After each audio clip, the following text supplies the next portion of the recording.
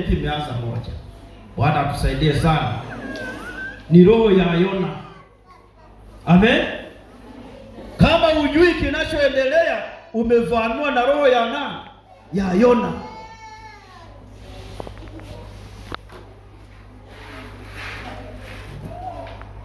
Kwa hiyo Yona akaamua akwepe. Ndivyo ilivyo. Kuna watu ambao wanakwepa majukumu, wanakwepa kazi ya Mungu, wanajiepusha na uso wa Mungu, wanajiepusha na kusudi la Mungu.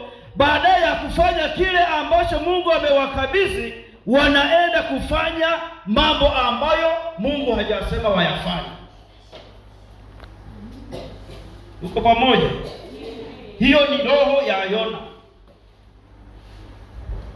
Roho ya Yona imo ndani ya kanisa. Watu ambao ya kusema kila mmoja asimame kwa zamu yake na afanye kazi ya Mungu. Baada ya kufanya hivyo, inabidi ajiepushe na afanye majukumu yake. Ndio maana leo tunaona huduma hazipo, hatuwaoni wainjilisti, hatuoni wachungaji wakienda kufungua makanisa, hatuoni watu wakienda kutumika. Ndio maana sehemu zingine, kwa sababu huduma zinabanana, wanaamua humo humo kugawana. Yaani kanisa kama hili inatoka Church of God, inatoka Assemblies, inatoka TAG, inatoka Anglikana. Kanisa hili moja. Tuna kanisa hapo jirani, yameshatoka kama kanisa 8. Miaka inaendelea, huyu anatoka na 15, wanaenda na sehemu nyingine. Miaka inaendelea, huyu anatoka na 4, anaenda kulitenga.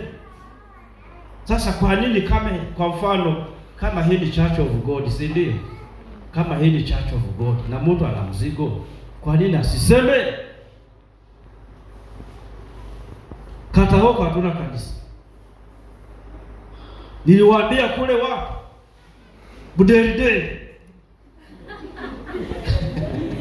Waliniomba mchungaji.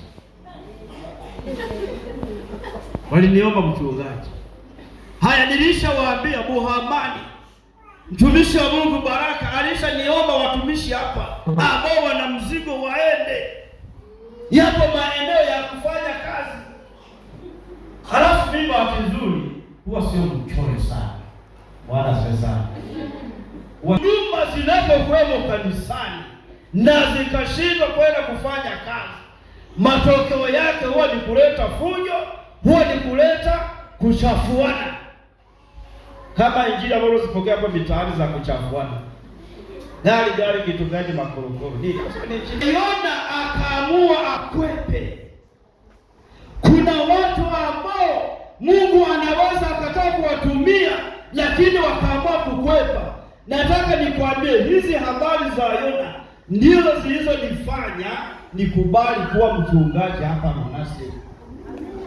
Nisingezielewa hizi habari, inawezekana ningekuwa na muda hata maana. Kweli.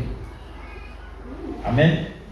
Navyo hisi kwa sababu ndio kwa nafanya nao biashara. Sasa wanafuata mali China. Inawezekana mimi ningekuwa nafuata mali China, ningekuwa nimesha kuwa Mchina na kitabu cha kutosha.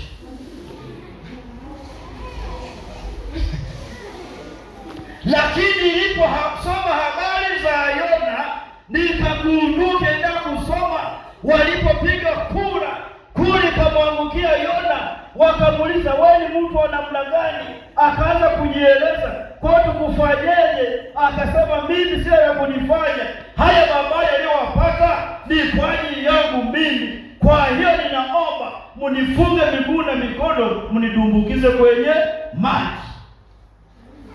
Kama angelijidumbukiza angelikuwa na hatia. Ikaonekana wamdumbukize kwenye dumbukizo. Ilikuwa ni kazi. Alisema mnifunge, mnidumbukize kwenye nini? Kwenye maji, ili isionekane amejiua yeye. Ile waliomuua ni watu wengine.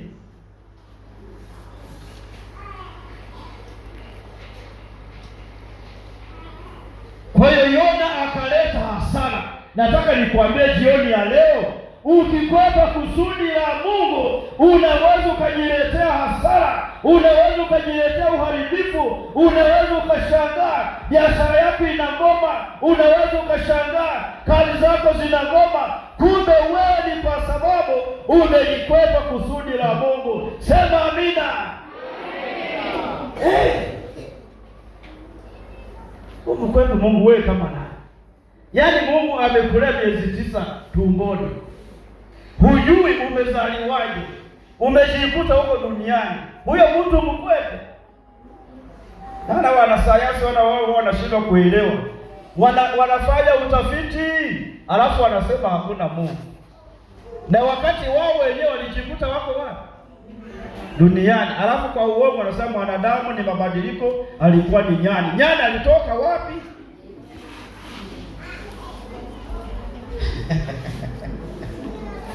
Hao ni wasomi sasa wa dunia. Wanataka wamuelewe Mungu. Mungu huwezi ukamwelewa. Watu ungelisoma wana nywele zikaisha kichwani, utamuelewa Mungu jinsi alivyo. Sasa Yona akaamua akwepe. Na kwa sababu ameamua akwepe, Biblia inaniambia aliporusha kwenye maji, mwakaandaliwa nyangumi mkubwa akawa amemmeza.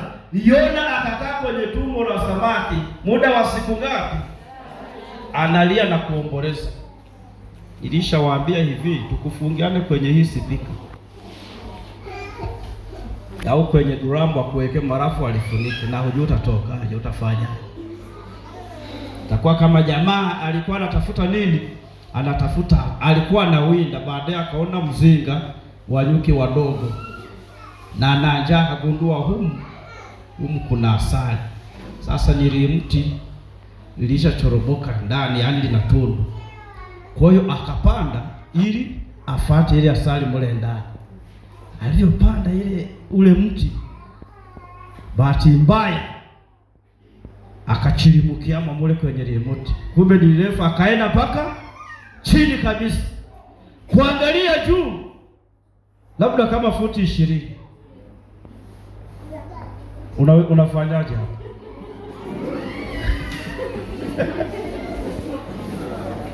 Hakuna tawi, hakuna namna ya kupanda.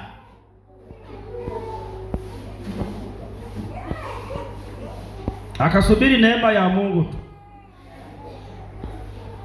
Ikafika jioni saa 1, akaona nyoka mkubwa anakuja. Kumbe kwenye lile mti nyoka huwa analala mule, nyoka mkubwa. Akaingia mule, baada ya kuingia mule akajikuja kwenye mwili wake, alafu kichwa akarudisha wapi? Kule juu.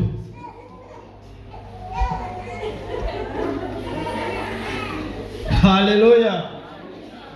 Mwache Mungu aitwe nani?